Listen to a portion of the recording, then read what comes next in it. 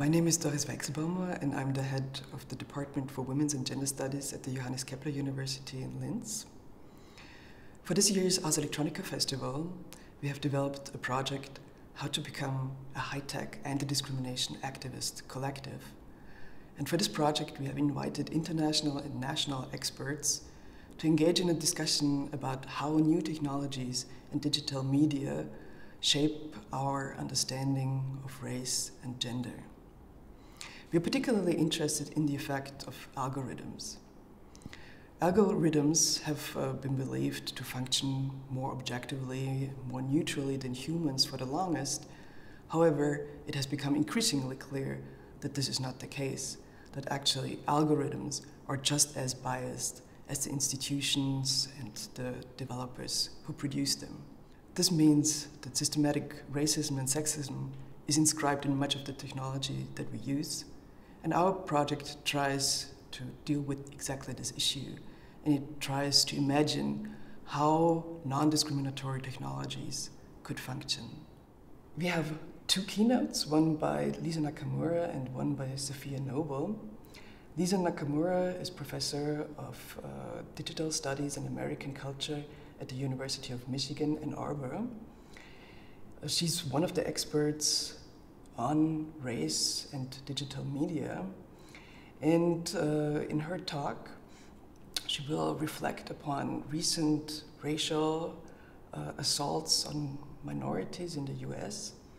And she will show how racial minorities have used digital media to defy such assaults.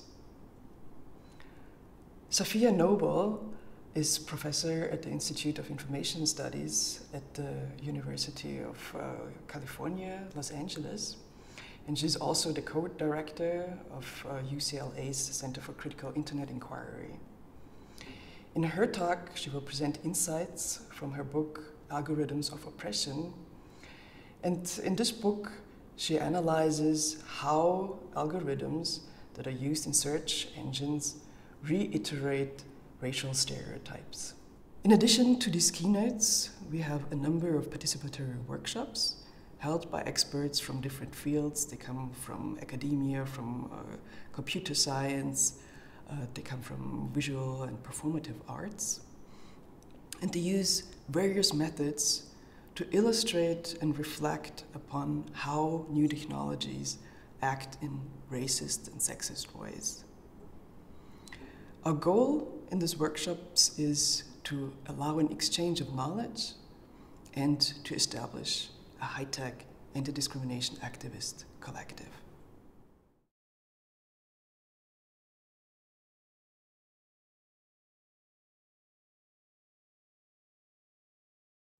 The consequences of racist and sexist discrimination in technology platforms is so profound.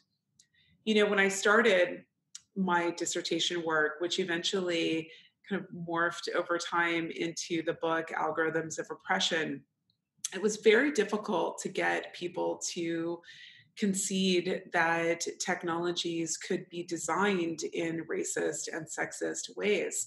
In fact, the prevailing logic 10 years ago was that computer code is just math, and math cannot discriminate.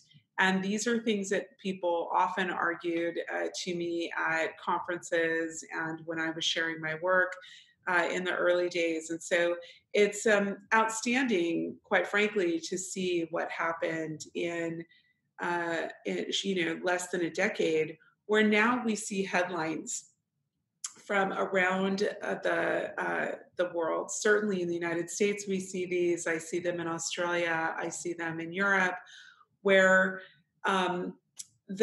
let's say the curtain is being pulled back on the kinds of harms that come from a variety of different kinds of technologies. And one of the things that I've been particularly concerned with in my work are the ways in which race and gender are encoded into platforms, especially large technology platforms, but of course, a variety of different kinds of technologies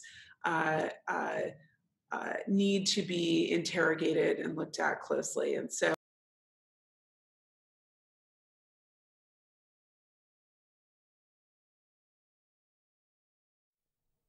I'm interested in the material, theoretical, and political frame that young women of color put around cancel videos. I'm interested in canceling and so on. But I think it's really important to look at the person no one's looking at, which is the person who's making the video. Fraser's video of George Floyd was an absolutely necessary act, not just to her, and in 61, as she says, but to the Black Lives Matter movement. Young women use Instagram and TikTok to record their own emotional reactions to violent racism in order to thrust those events into a different frame of reference. You do get to control what's in your phone, even if you can't control anything else around you. And we can understand cancel videos as strategic technopolitical interventions into public racism.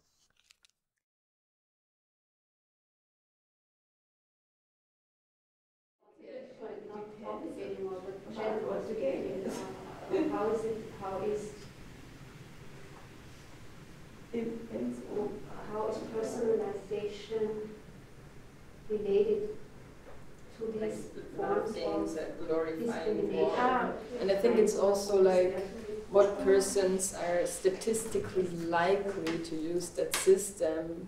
So a lot of times, like people that are not statistically likely to use that system are not designed. The gender that they pick to play, their playing reflect the stereotype of that gender.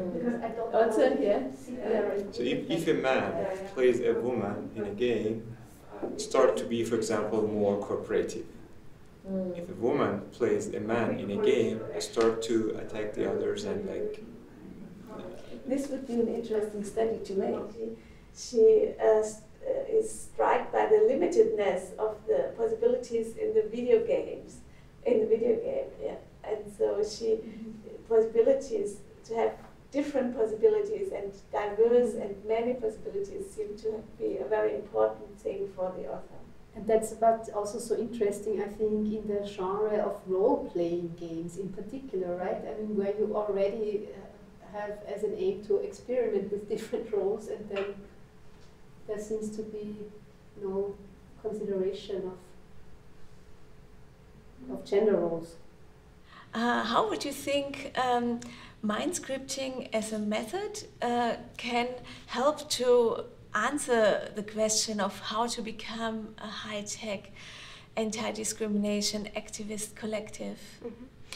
I think when we think about activism or collective work, there are certain ideas connected to that, and it's a question of resources and time and energy to be active and to contribute to change.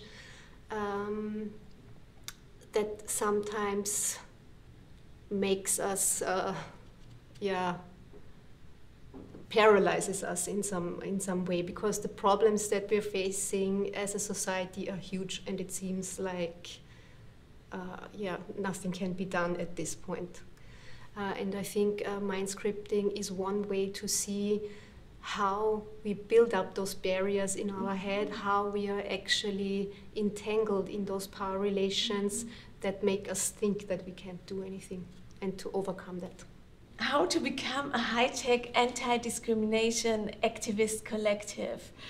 How would you answer this question after having inspired us with the workshop and after guiding the participants through this 4 hours of intense work on that topic? Well, I think what I learned about this question is that a collectivity or collective activism can mean different things.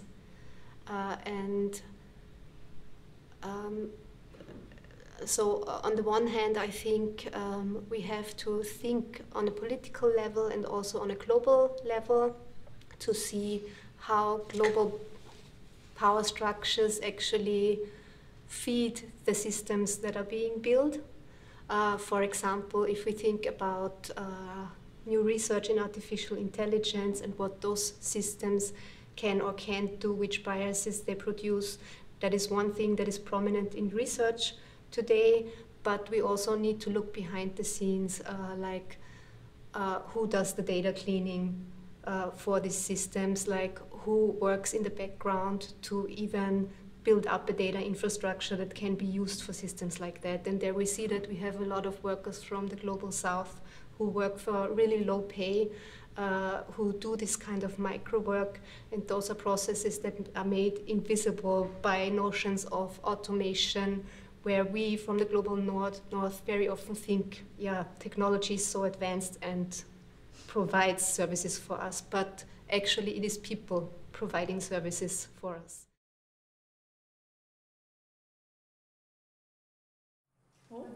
Oder das. Ja. Mario, did you type it in? Oder mach lieber das hier mit so. Equine. Equine. The one that Quan. Yeah, sudo ln. Probably is Like this? So it works for us. So Lisa, having it working now, let's open the browser. Yeah. Let's start, Susie. Right. Now? Yeah, thanks. Susie, tell me about Angela Davis. They need to prepare all the question and answer to fit into Susie, and then you can use it for your own purpose. So if I was you, I can try out. For instance, I can install it on the phone, or I can have something like this. I can show the video how to make this, and then you custom make your Susie, put in there, put in front of the door of Ars Electronica, and people come, people ask questions, and Susie can answer. Like, we need to test this with you, and it's like, what resources do we have compared to Google? How many people are sitting on this at Google? 1,000? More? Yeah.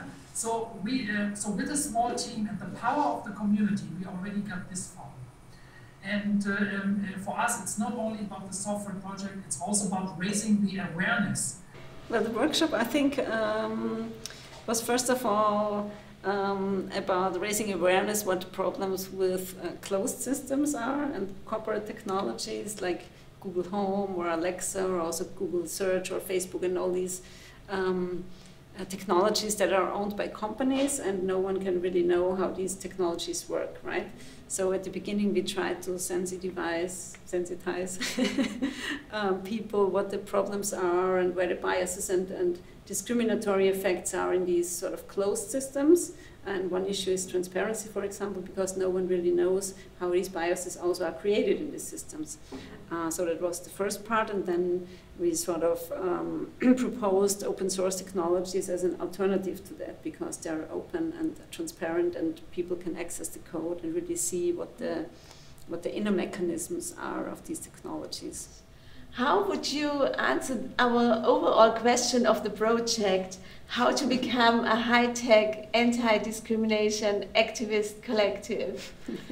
I think that you somewhat answered the question already. You mentioned collaboration, you mentioned sharing of knowledge, you mentioned we need to come together to work together. So this is also the idea of open source. Yeah, so open source gives you the freedom to control what you want to see, what you want to build. And I think that the answer is working together, collaborate, and check out open source technology. Yeah, it's not only the technology, but it's the philosophy behind how people openly share and collaborate, and they want to have the freedom of building their own stuff. That so in the future we do not have to depend on big vendors, big companies. And I think well, it's a mixture, right? It's on the one hand, it's about making people aware of certain issues, right? It's a critique that research can provide. Yes, you do research, and now I'm doing research on open source communities, and this for me is a way of making people aware of these alternative technologies as well, because I was doing research on corporate technologies before that, and also biases and how these technologies are socially constructed, like Facebook or Google most particularly. And there it was sort of easy to make a critique, right, because we can see lots of problems with these systems, like the commercial bias and other biases that also were part of this keynote by Sophia Noble, for example. So then I thought I would like to make a contribution or also bring awareness to these alternative technologies, right? Because also in the newspaper, if you think about the media, it's always talk about big technology companies, and the smaller ones or the alternatives or open source products are hardly ever mentioned, and that's a problem as well. So we as researchers, I guess, have the responsibility also to put the focus on more marginal practices or technologies or whatever it is. So it's about bringing them to the fore in a way, and also making an intervention in this overall discourse, maybe.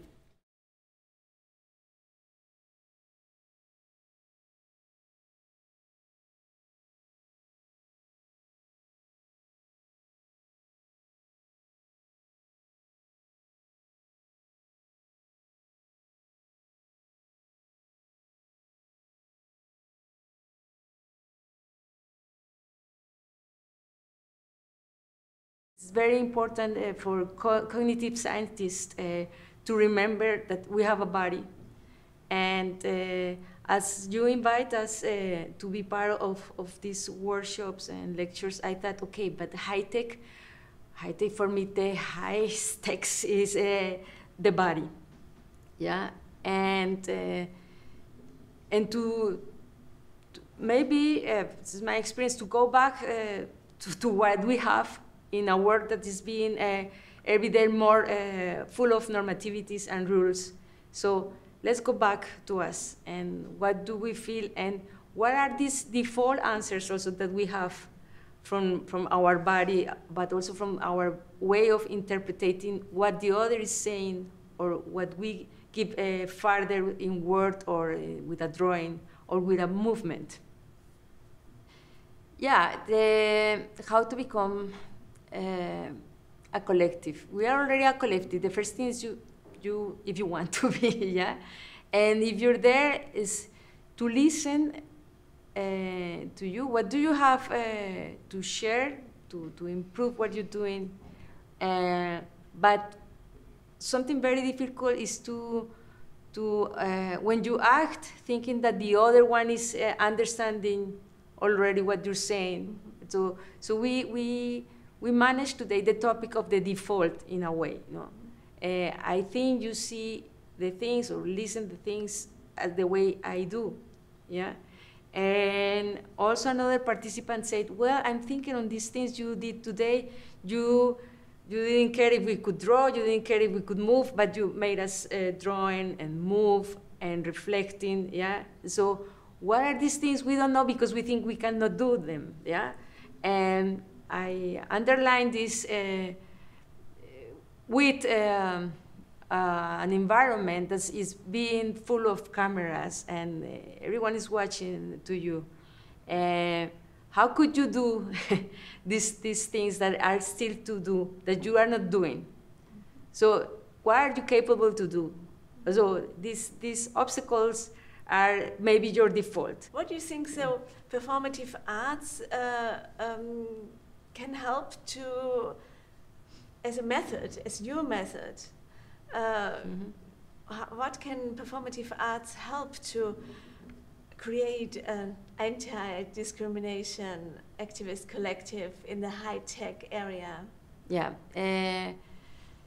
maybe not just performative arts, but as long as we have a body, still, we remember not just we move the mouse or we move the eyes and the screen, we remember that we have a body. So if everyone remembers that we have a body, we will move maybe differently and we will feel things differently and will be more open for the other.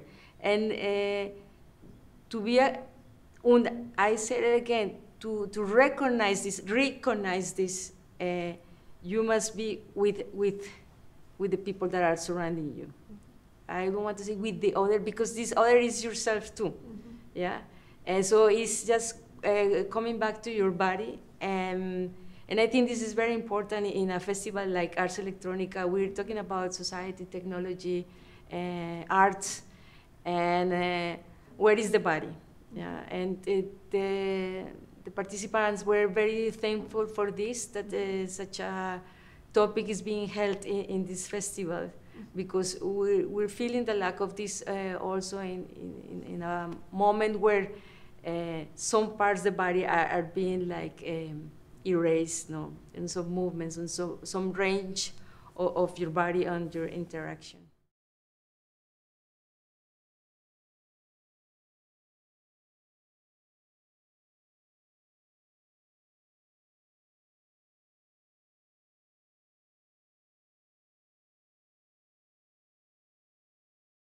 How would you say that this combination of methodology to a reflection of the discourse, reflection of reality, and scene making, how does this combination contribute to bring us towards a high-tech anti-discrimination activist collective?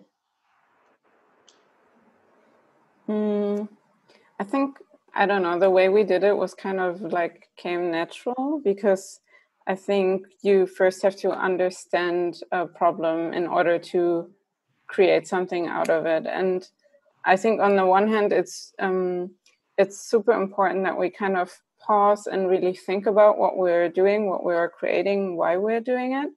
And on the other hand, I think it's super important to make something to remember, make something to understand. So it's kind of, it all belongs together. And I think what we see in our society right now is that people tend to want to create right away. They always want to find solutions, and they don't, oftentimes there's not enough momentum or pause to really reflecting. And I think that was what we wanted to create with this kind of structure that we used. And also, it's supposed to be fun. We want we want this future world to be fun, and I think scene making is like, it's really a fun way to create a workshop. I think there was a very nice transition from thinking about the problems in the world to thinking about what inspires us. Like, how can we imagine different future scenarios? And I think that's the right way to kind of like end it. With like leaving a little seed in every participant.